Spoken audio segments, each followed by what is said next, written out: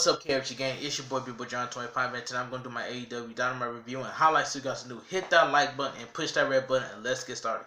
AEW last night was an awesome show. It was just an awesome show.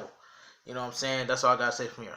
But anyway, All Elite Wrestling returns with their weekly AEW Dynamite show tonight in Kansas City, Missouri, with what will be the AEW Revolution 2020 pay-per-view go-home edition of the show. That's about it. It says, we're live from Kansas City, Missouri for this week's edition of AEW Dynamite, the AEW Revolution Go Home show, where Kenny Omega and the Bastard Pack will compete in a 30-minute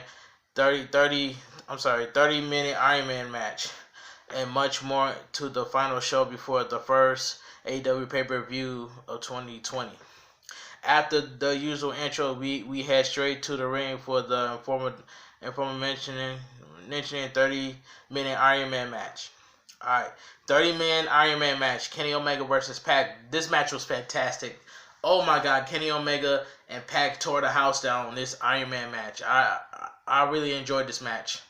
It says, the two men are in the ring, and our first bout of the evening here at AEW Dynamite is about to get underway. Early on, Omega joins the offensive success in the match. After a few minutes of dominating, Pac is fighting back into the contest. At about the halfway mark of the 30-minute Iron Man time limit, we get our first fall after Omega takes a blatant shot to the head with a steel chair over and over again from Pac. The referee saw this and immediately called for the bell. Omega goes up 1-0 on the scorecards. The Young Bucks are checking on Omega now, as he is completely laid out after the beating from the chair. It turns out this was a strategy on Pac's part, as he intimidately hits a high spot for a pin and gets the 1-2-3 even things up on one for a piece as we head to a mid-match commercial break.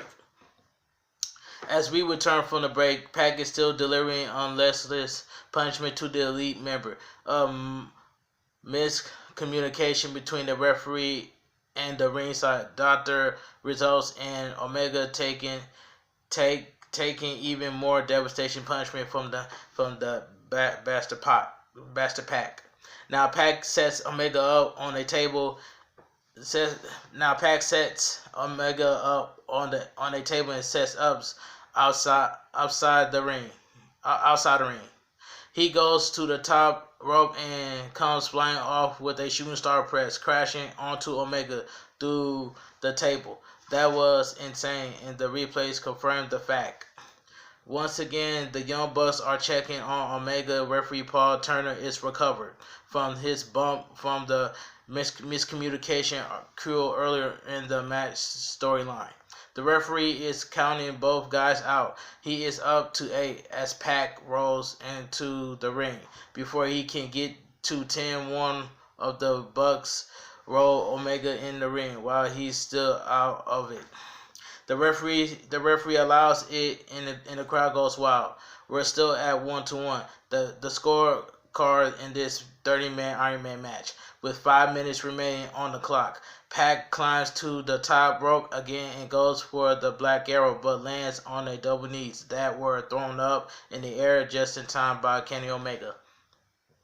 Kenny Omega drags and crosses his way to the ring ropes, which is using to help himself back to a vertical base. The crowd chants "Can eat, can eat." He charged at Pac and blasts him with a flying knee. He bounced off the ropes and hits another knee. Kenny Omega with a big move for a near fall. Pac refused to keep his shoulder down for the 3 count, however.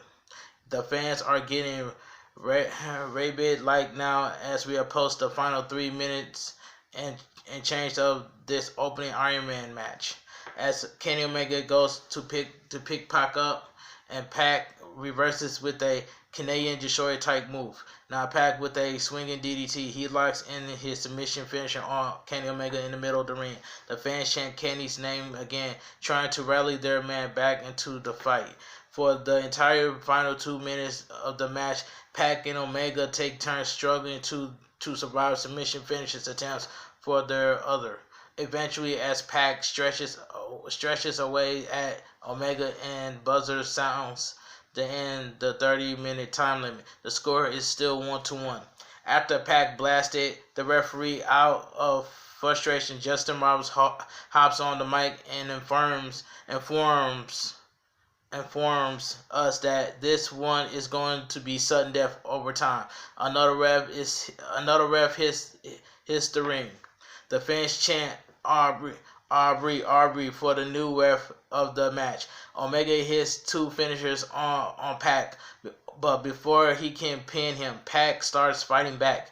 Kenny Omega hits his finisher out of nowhere again, and this time he gets the pin. Kenny wins 2-1 in overtime. With the victory, Kenny Omega wins the rubber match and goes up 2-1 in the trilogy against Pac at the same score he used to beat him in 30 minutes Iron Man opening contest. The Young Bucks celebrate with an exhausted Kenny Omega as the announcers put over the elite members of his performance and for winning the rubber match against Pac. We head to another commercial break. Winner 2-1 score death of Cassidy. Orange Cassidy shows up. As we return from the break, Tony Schiavone is with Pac at the top of the entrance stage. Tony Schiavone begins to interview Pac about losing the rubber match to Kenny Omega after dropping tonight's Iron Man match with a 2-1 score. However, before much is said, Orange Cassidy walks out. Orange Cassidy comes out with his sunglasses on his hands and his trademark jean jacket. He pushes Pac and takes the sunglasses off. Before anything else can happen or be said, however, Pac blasts Orange Cassidy with a sucker punch. He continues his attack until officials come out to break things up. Backstage, Chris Jericho interview is denied. After that, we had backstage where an AEW broadcast team member attempts to interview Chris Jericho in his locker room. Instead, Jack Hager answers the door and ignores the repeated request to chat with the champion. Sammy Guevara, Ortiz, and Santana versus the Luchasaurus, Jungle Boy, and Marco Stunt. It's time to head back to the ring now, as our Avatar 6-man tag match is up next. Representing the Circle, the Sammy Guevara makes his way out with his tag team partner and powerful Santana and Ortiz. As the three settle the ring, the familiar music of Jurassic Express hits into the arena. Luchasaurus, Jungle Boy, and Marco Stunt makes their way down to the ring. The bell sounds, and here we go. Jungle Boy immediately goes after Santana and Ortiz with Marco jumping in and assist.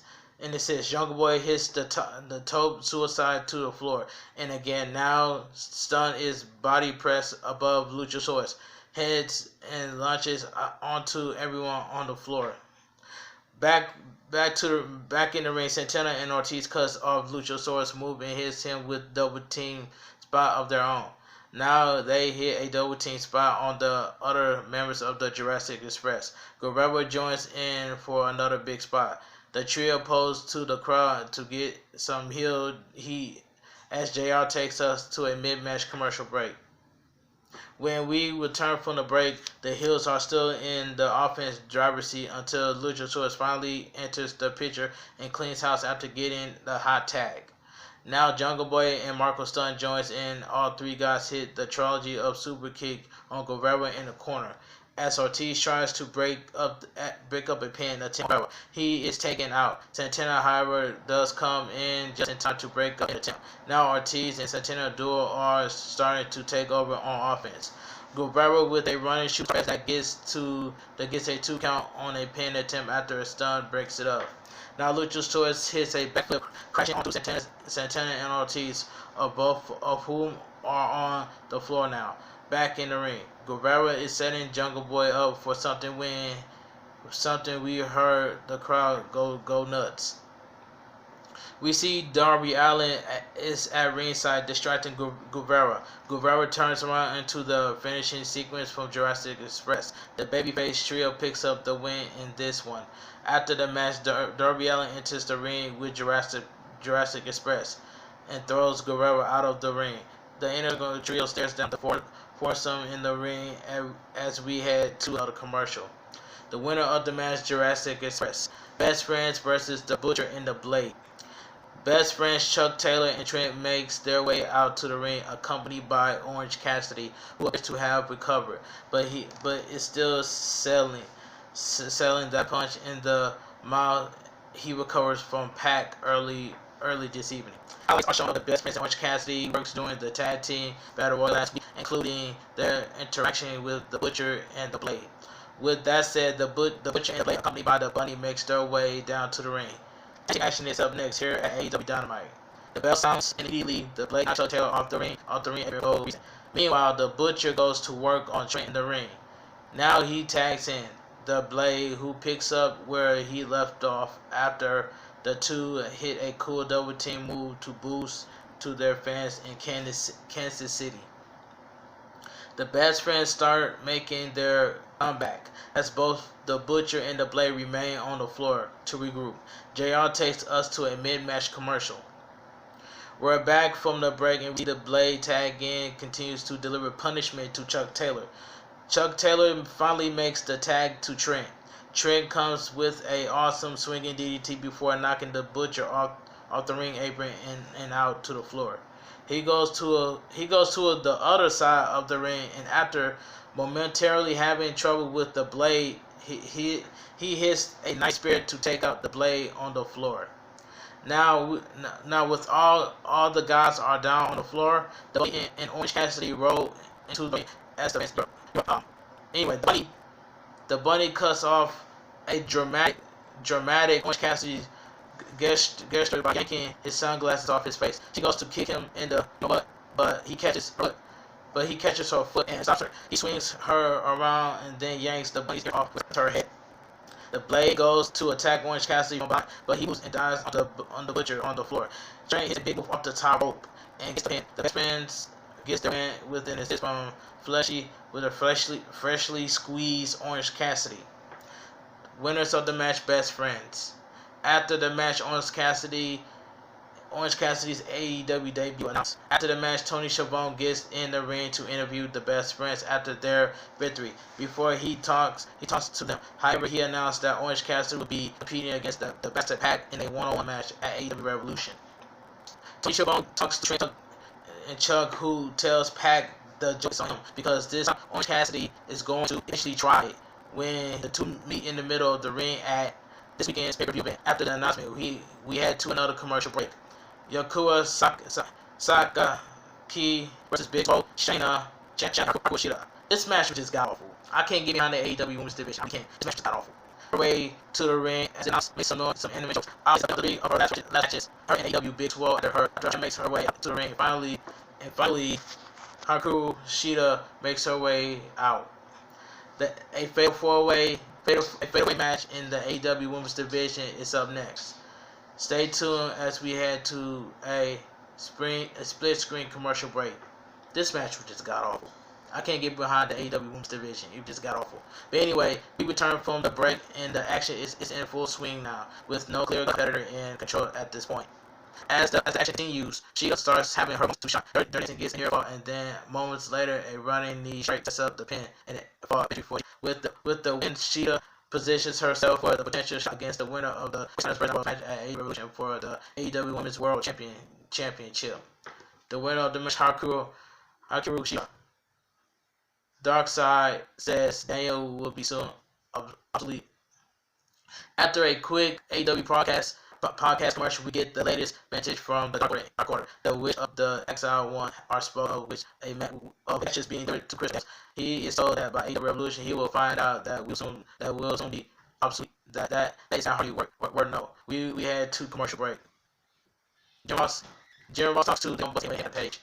Ahead of their AEW champion sit down at this weekend Revolution review WWE title holders of Hangman FH as well as their challengers. The Young Bucks sit down with Jim Ross. in a pre-tape sit-down interview segment for the four talk about their history as friends and their history of things that led up to their scheduled tag team title showdown against each other at this weekend's pay-per-view. Finally things get uncomfortable as the Young Bucks outright says they are better than they are taking those titles this weekend as planned. Kenny Omega shutters trying not to pick sides. When Page gets annoyed and when his beard runs out, decides to walk out on the interview. Gary Mitchell, Captera, and Lance Archer are all elite. As the announcers run down the card for this weekend's AEW Revolution pay-per-view, they also announced that Lance Archer will be making his AEW debut on AEW Dynamite next week. From there, the legendary old ring announcer for the NWA WCW, Gary Mitchell Capitella is introduced. He makes his way out to handle the formal introductions for tonight's AEW Dynamite segment. AEW Revolution waits in contract signing. With that said, Capetta begins the formal introduction for the first man who will make his way out to the ring. The only John Moxley. The familiar theme of Moxley plays as he makes his trademark walk through the crowd towards the ring. From there, Moxley music starts. Jericho is introduced. The champion makes his way to the ring, accompanied by Jericho. Fans sing along with Jericho singing. Jericho is asked by Capitella to step up on the scale for the official weights-in for AEW's Revolution. Jericho calls Capitella a weird little man and says he must be the reason WCW went out of business. He says the champion doesn't go first, he goes last. Capitella apologizes and says Jericho is correct. He also makes he asks Moxley to step on the scale.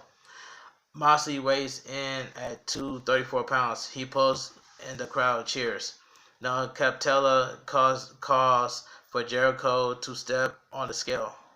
After drawing it out for a bit, Jericho finally gets in Moxley's face and Moxley headbutts him.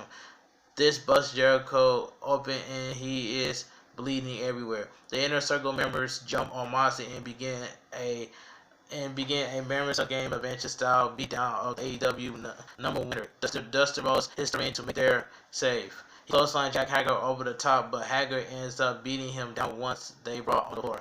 Now Darby Allin hits the ring after riding his skateboard down the entrance ramp. He takes out Santana Guerrero and then takes him out and smashes the skateboard head.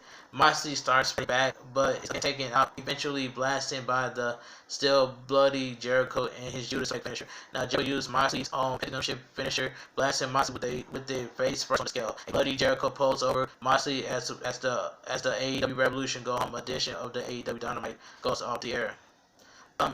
AEW was a good show. I ain't gonna lie. The Iron Man match was a good show. Was a match. So anyway, that's all I gotta say from here. So it is what it is from there. But if you guys enjoy my AEW Dynamite review and highlights, make sure you guys give me a thumbs up, share the video all over social media, and all over AEW Revolution, which is tomorrow. I will not do Friday Night SmackDown review and highlights. So I want to focus on AEW Revolution, which is tomorrow. So just want to let you guys know that. So follow me on Twitter, Instagram, and TikTok. The links will be down below in the description. And I will see you guys tomorrow on my AEW Revolution review and highlights. I'll talk to you guys later.